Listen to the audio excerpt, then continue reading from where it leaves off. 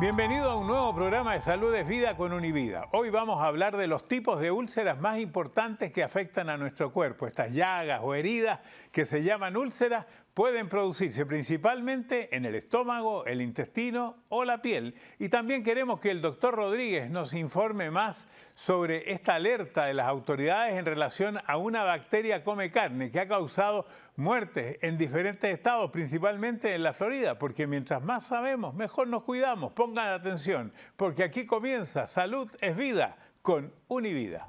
Saludamos de inmediato al doctor Orlando Rodríguez, director médico de los Centros Univida y médico jefe del Hospital Jackson Memorial. Muchas gracias. Vamos a hablar de esta bacteria come carne, que tiene un nombre, Vibrio fulnificus, algo así. Fulnificus.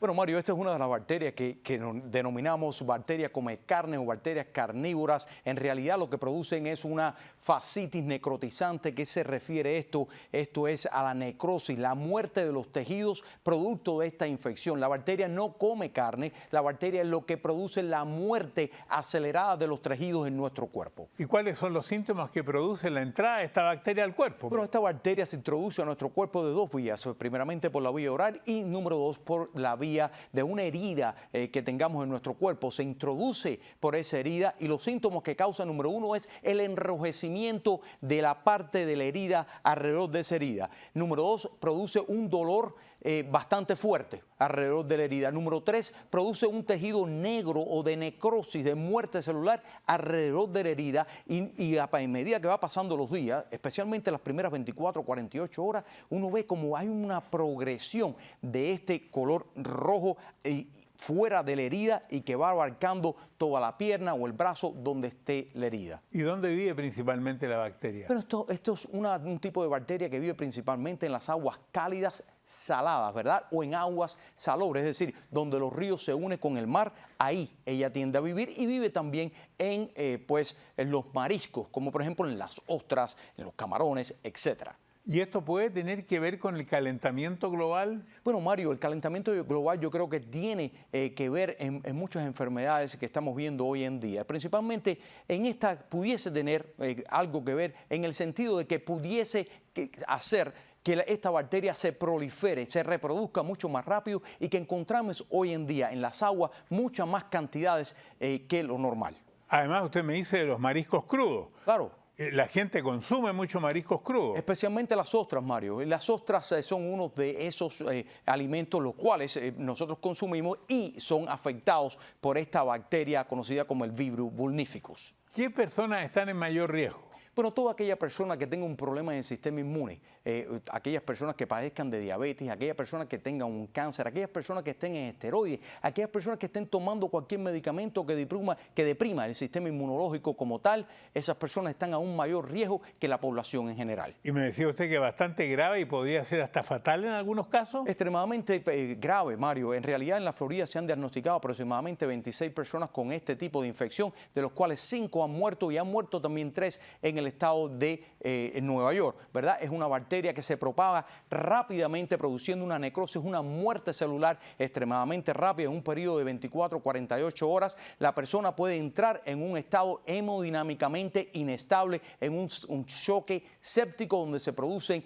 la pérdida de función de muchísimos de los órganos, como los riñones, como el hígado, etcétera, y la persona puede fallecer a raíz de esto. O sea, el llegar a tiempo es fundamental. Extremadamente fundamental. ¿Cómo lo sabe el paciente? Bueno, Mario, el paciente tiene que darse cuenta de lo siguiente, y por eso programas como el nuestro, ¿verdad?, son fundamentales para la educación de los pacientes, porque cualquiera puede tener una herida. ¿Quién no tiene un rasguño, verdad? Y nosotros tenemos y vivimos quizás con este mito de que si nosotros vamos a la playa o este concepto errado de que las heridas curan mejor en la playa.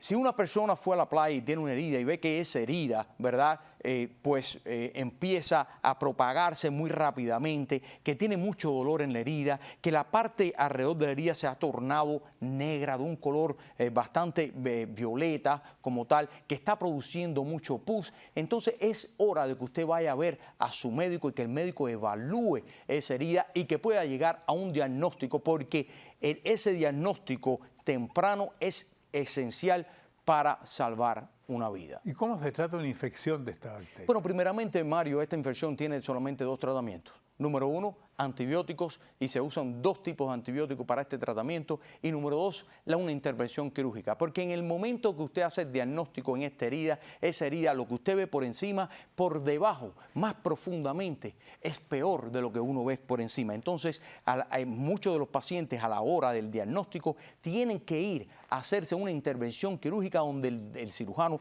tiene que limpiar toda esa área de tejido muerto para poder dejar que ese flujo sanguíneo pueda llevar el oxígeno y los nutrientes necesarios para la recuperación de esos tejidos. ¿Protección de qué manera? Pero nos protegemos, Mario, toda aquella persona que tenga un rasguño, toda aquella persona que se haya hecho un tatuaje, aquellas personas que se hayan puesto inclusive hasta un anillo, un arete en alguna parte del cuerpo, lo que conocemos como el piercing, ¿verdad?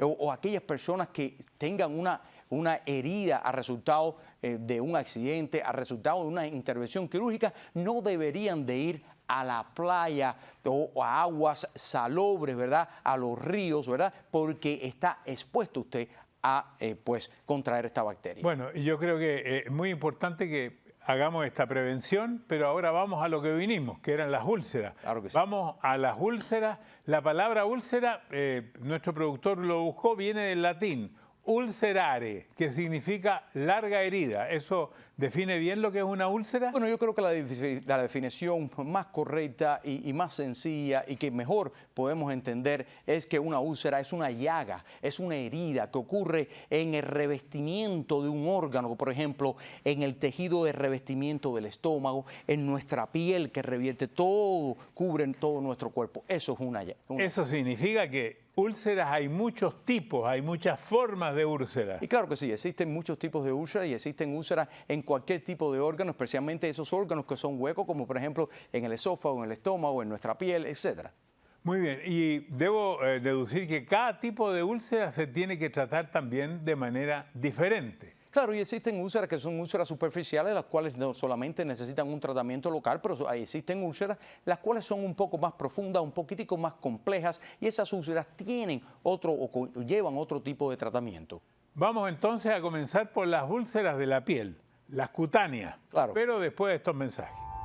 Estamos en Salud es Vida de Univida con el doctor Orlando Rodríguez. Estamos hablando de las úlceras. Quedó pendiente las úlceras de la piel, las cutáneas. Claro, y existen úlceras cutáneas en las cuales nosotros catalogamos, ¿verdad?, de diferentes maneras. Existen estadio 1, 2, 3 y 4 de ese tipo de úlcera, y eso depende de la profundidad de la úlcera, cuántas capas dentro de la epidermis y cuántas capas de la piel estén afectadas. Tengo entendido que también hay úlceras que se producen por el problema circulatorio. Claro que sí, existen dos tipos de... Bueno, en realidad tenemos tres sistemas circulatorios, ¿verdad? En nuestro cuerpo tenemos un sistema arterial, tenemos un sistema venoso y tenemos un sistema linfático. Problemas en alguno de estos sistemas o la combinación de los tres sistemas nos conlleva a que podamos desarrollar úlceras. Aquí tengo Soraya, hace una pregunta. Hola, mi nombre es Soraya Ojeda, soy de Lima, Perú. Y quiero saber, ¿la úlcera venosa es la que generalmente ocurre en piernas y tobillos? ¿Por qué se produce en estos lugares?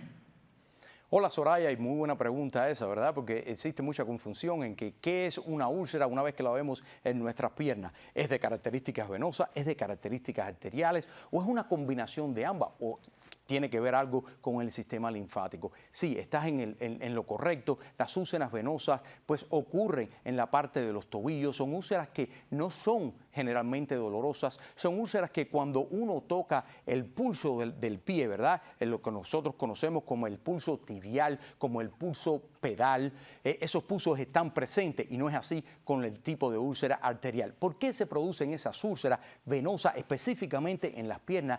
Porque el sistema venoso en nuestro cuerpo no es un sistema que tiene musculatura. Las venas es un sistema que nos lleva la sangre desde las piernas hacia el corazón. Ese sistema tiene un sistema de válvula que es unidireccional, es decir, la sangre fluye hacia arriba, pero la sangre no puede regresar hacia abajo. Sin embargo, problemas en ese sistema de válvulas de movimiento unidireccional, pues produce que la sangre se estanque en nuestras extremidades inferiores, es decir, en nuestras piernas. Y ese estancamiento de la sangre produce que las piernas se nos inflamen. Al inflamarse las piernas, pues la circulación pues disminuye hacia la capa externa o la epidermis de nuestra piel. Y entonces, ¿qué es lo que pasa? Que entonces la piel no llega la suficiente oxígeno, los suficientes nutrientes, y por lo tanto la piel empieza a sufrir, las células empiezan a morir, y ahí es donde se forman las úlceras. Muy bien, tengo otra pregunta. Aquí está. Hola, ¿cómo están? Mi nombre es Linda Manzucani desde California, Estados Unidos, y quiero saber, la úlcera arterial, ¿qué la produce? ¿Y tiene algo que ver con la hipertensión arterial? Muy buena pregunta y gracias por hacerla. Las úlceras arteriales tienen que ver con unos tipos de enfermedades, por ejemplo, la enfermedad arteriosclerótica, que se forma en la formación de placas de colesterol alrededor de las paredes de esta arteria, y lo que pasa es que disminuye el diámetro de esa arteria y por lo tanto disminuye el flujo de sangre hacia esa parte del cuerpo, lo que provoca que esa parte del cuerpo no tenga los suficientes nutrientes, el suficiente oxígeno para mantener sus funciones normales, y entonces esa parte del cuerpo, esas células comienzan a morir, y ahí es donde se forman las úlceras. Pero esas úlceras arteriales no solamente es por enfermedad arteriosclerótica, también pueden surgir a raíz de enfermedad de los vasos de las arterias como tal, en unos procesos conocidos como las arteritis o la vasculitis, que es una inflamación de los vasos sanguíneos de las arterias en específicamente esas arterias de tamaño pequeño o tamaño mediano, y así es como se producen este tipo de úlceras. ¿Qué tan graves pueden llegar a ser las úlceras venosas y las arteriales? Bueno, Mario, cualquier tipo de úlcera en nuestro cuerpo puede llegar a ser extremadamente peligrosa. La mayoría de las úlceras no lo son, porque son úlceras superficiales, las cuales nosotros las mantenemos limpias con una higiene adecuada, y esa úlcera no se complica. Sin embargo, cuando la úlcera es un poquitito más profunda, ¿verdad? Ya está atacando la parte muscular de nuestro cuerpo, está llegando al hueso, y una vez que llega al hueso, en este proceso conocido como una osteomelitis o una infección del hueso, entonces se nos complica un poco más la cosa, porque ahora esas bacterias tienen acceso a nuestro torrente sanguíneo, pueden llegar a nuestros vasos, pueden depositarse en cualquier parte del cuerpo. La persona entra en un estado de sepsis o bacteremia, es decir, bacterias en la sangre, y la persona entra en un estado de hemodinámicamente inestable y puede fallecer.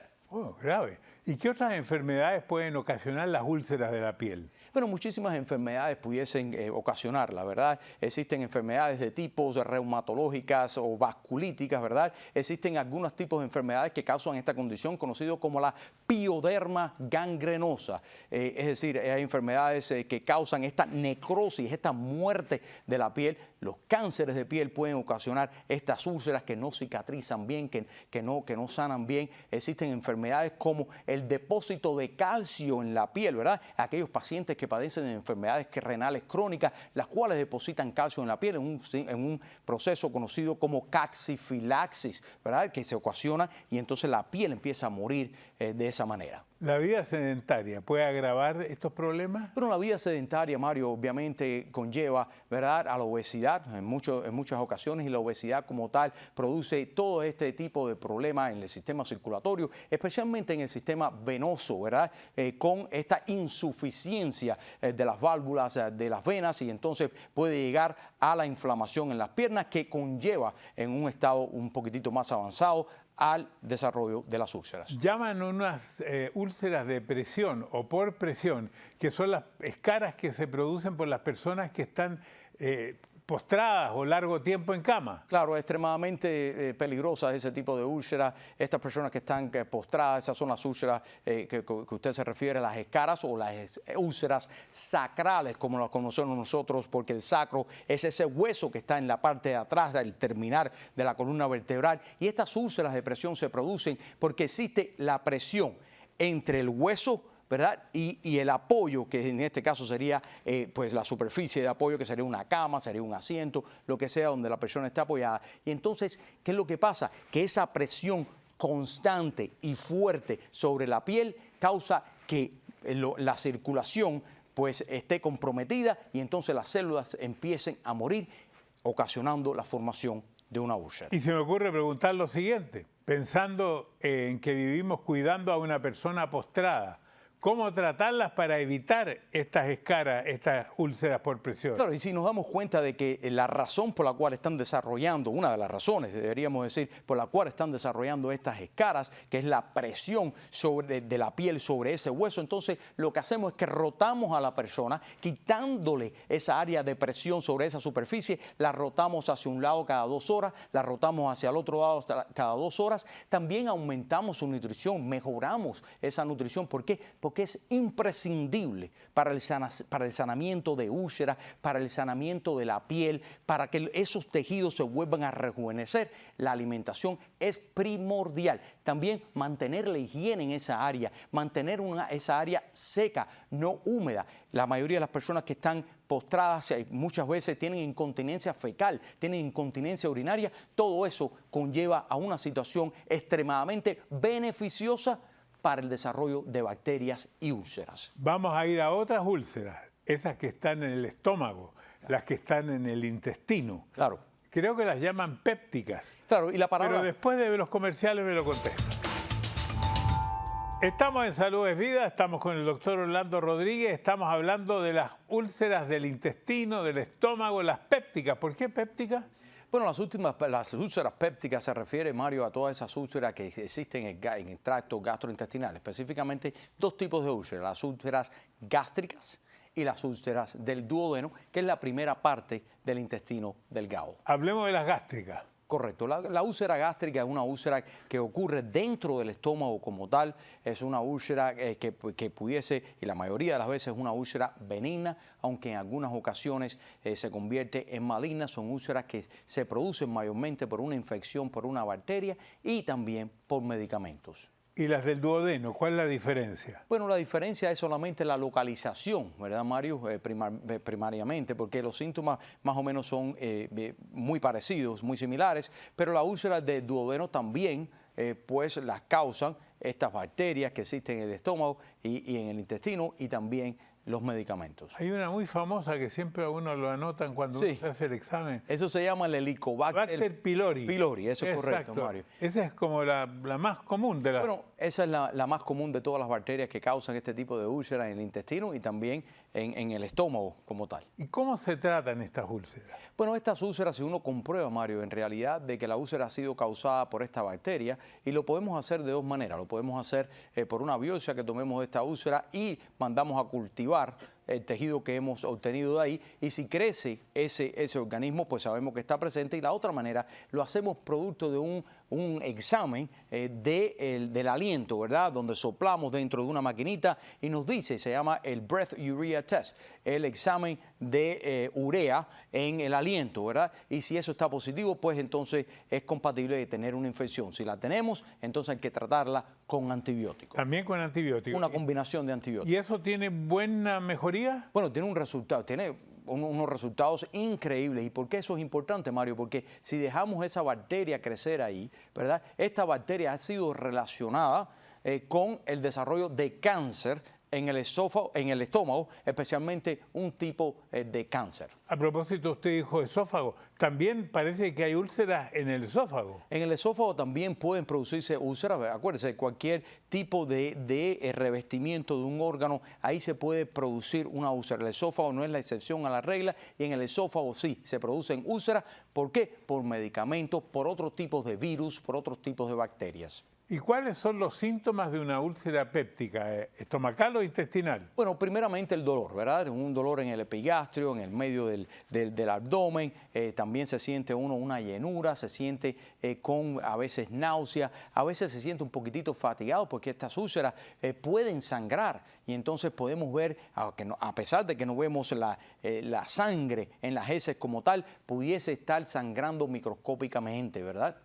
Bueno, uno muchas veces escucha que una persona fue internada porque se le perforó una úlcera. Sí, y no es tan común que se perforen las úlceras, y muchas veces cuando una úlcera se perfora nos nos da un poquitito de preocupación porque a veces esas úlceras contienen dentro de ellas un tipo de cáncer y ese cáncer es el que ha avanzado y ha perforado el estómago o la pared del duodeno, causando un problema mucho más grave porque una vez que hay una perforación, entonces existe una translocación de bacterias, es decir, las bacterias que están dentro del intestino, dentro del estómago, pueden pasar dentro de la cavidad abdominal y crear como tal una peritonitis. ¿Y qué tan grave pudiera ser una úlcera péptica? ¿Puede eso producir una hemorragia interna? Porque eso tiene sangre. Claro que sí, existen algunas úlceras, Mario, donde nosotros entramos al estómago porque el paciente ha estado sangrando y vemos una úlcera con un cráter bastante significativo, pero no solamente un cráter, vemos los vasos que están sangrando y a veces hasta bombeando sangre activamente. En ese momento, pues nosotros podemos utilizar toda la tecnología que tenemos a nuestra disposición para poder parar ese sangramiento. Bueno, tengo una pregunta del público. Ella es de Venezuela. Hola, soy Mariluz Ortega desde Venezuela y quisiera saber cuáles son las principales causas y los factores de riesgo de las úlceras pépticas. Muy buena pregunta, Mariluz. Bueno, las causas principales de las úlceras pépticas, tanto la gástrica como la úlcera duodenal, ¿verdad? Eso es la bacteria conocida como el Helicobacter pylori, ¿verdad? Y las otras son los medicamentos. ¿Qué tipo de medicamentos? Bueno, los medicamentos conocidos como los analgésicos no esteroideos, como es el caso del Advil, el ibuprofeno, el naproxeno, pero también existen los esteroides, ¿verdad? Como la prednisona, la cortisona, toda esa serie de medicamentos y otros medicamentos conocidos como los bifosfonatos. Los bifosfonatos son tratamientos que le ponemos especialmente a las mujeres que sufren de osteoporosis y esos medicamentos han sido relacionados con tener el desarrollo de este tipo de úlcera gástrica. ¿Las úlceras pueden ocurrir en cualquier edad? Pueden ocurrir, Mario, en cualquier edad, inclusive en los niños pudiesen ocurrir. Sin embargo, son más comunes después de los 35 años en adelante. Ahora, ¿cómo se detecta una úlcera péptica? Bueno, mayormente la sintomatología. Muchas veces nosotros sabemos que la persona tiene un alto riesgo de tener la úlcera péptica debido a la sintomatología que presenta el paciente y lo ponemos en un tratamiento. Si el paciente responde, lo más probable es que haya tenido un poquito de gastrito, una ulcerita que se haya curado. Pero la manera de diagnosticarla como tal es mediante una endoscopía. Es un tubito que ponemos por la boca, que tiene una cámara al final, y entonces podemos ver toda la mucosa del estómago, toda la mucosa del duodeno y podemos analizar si hay una úlcera o no lo hay. Hace muchos años atrás usábamos otro tipo de test de diagnóstico conocido como un examen de barium, donde nos tomábamos esta sustancia, ¿verdad?, que era colorante y entonces nos coloraba todo el esófago, el estómago y también la parte del duodeno y tirábamos radiografía y a veces veíamos mediante imágenes radiográficas si habían defectos en las paredes del estómago del duodeno compatibles con una úlcera. ¿Podrían ser hereditarias las gástricas y las duodenales? Bueno, y existe, Mario, un componente genético, un componente hereditario en cada enfermedad y las úlceras gástricas y las úlceras duodenales no son la excepción a esta regla. Sin embargo, el desarrollo de estas úlceras es más bien una combinación de factores genéticos y factores ambientales, más ambientales que factores genéticos. ¿Recomendaciones? Bueno, una de las recomendaciones principales, yo creo, Mario, es evitar todas esas productos que nos pueden conducir a una úlcera estomacal, ¿verdad? Antes se pensaba que el estrés podía conducir a esto, el estrés no conduce a la formación de úlceras estomacales, las comidas picantes no producen este tipo de úlceras, sin embargo, el alcohol, la cafeína, el fumar, todo esto puede producir úlceras estomacales. Si usted está tomando algún tipo de medicamento que ha sido vinculado, ¿verdad?, con el desarrollo de úlceras estomacales, pues entonces hable con su médico, consulte y vea si podemos reducir la dosis del medicamento, si lo podemos cambiar por un medicamento que no lo cause, ¿verdad? Y hacer cosas como estas para poder decrecer el riesgo de desarrollar este tipo de úlceras. Doctor Rodríguez, muchas gracias. Mientras más sabemos, mejor nos cuidamos. Hasta la próxima. Espero que le haya gustado el video.